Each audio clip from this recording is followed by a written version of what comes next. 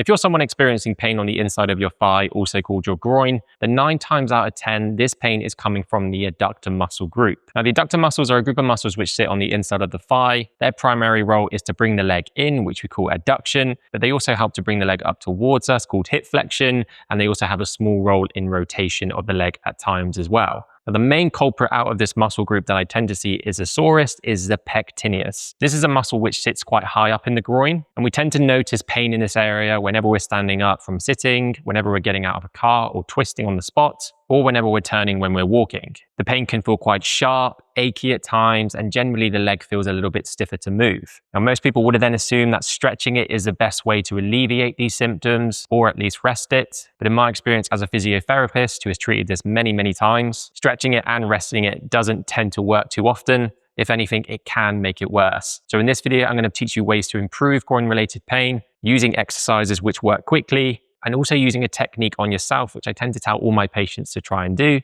And at the end of the video, I'm going to give you my top tips on things you should be looking out for in order to maximize your results. Now, the first thing I'm going to talk about is ways to actually help alleviate the pain yourself, not using exercise. And I'm going to teach you a trigger point release. Now, to do this release, all you need to do is sit yourself down, use the tips of your thumbs, and I just want you to place it on the area which you feel is quite sore. As I mentioned, the pectineus tends to be the muscle which carries the most soreness, and this is located quite high up. So you can use the tips of your thumbs, apply a little bit of pressure where the hip folds into a crease. And as you're applying that pressure, just make sure you're not pushing into severe pain. And it always helps to take a nice relaxing deep breath as you perform a trigger point release. And you should find then that the longer you hold it with a little bit of relaxing breathing work, the muscle tends to ease up a little bit quicker. Now, you can hold that for up to 30 seconds. You can carry that on for a minute. And if it hasn't worked, keep trying it. As I mentioned, the pectineus is the main muscle which I tend to see is sore, but you can move your thumbs around a little bit, find an area which is quite tender, and just apply that trigger point release there. Now, once it's released a little bit, we can move on to the exercises. Stretching, as I mentioned, doesn't tend to work because we don't want to lengthen that muscle. We always want to get it to shorten. By shortening that muscle group, we're getting it stronger. And isometrics are a nice introduction to loading that muscle group. So to perform the first exercise, you're going to lay on your back with your knees bent, place a pillow between your knees. And from that position, I just want you to push your knees together.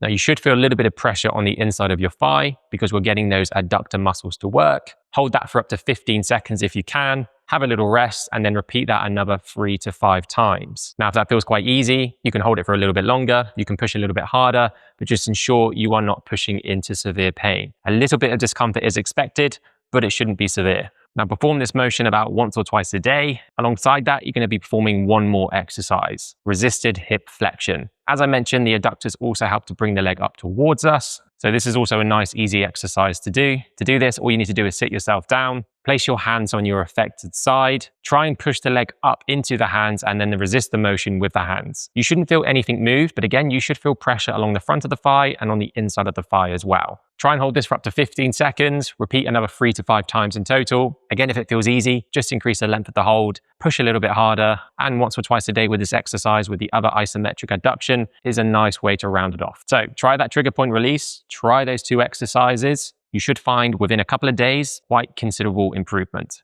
But before I go, there are just a few things I want to say which can help maximize your results. Number one, when you're sleeping at night, try and sleep with a pillow between your legs. This just reduces a little bit of tension in that adductor muscle group. You might find that a little bit more comfortable. Try and avoid sitting cross-legged because sitting cross-legged, you're having to adduct the leg over the other one, which again is going to be putting a bit of pressure on that muscle group. And try not to sit with the legs crossed under each other because in that position, you're just lengthening those structures even more. Of course, if there's a puppy involved who needs attention, then it's okay. A better way is just to sit with your legs straight out in front of you.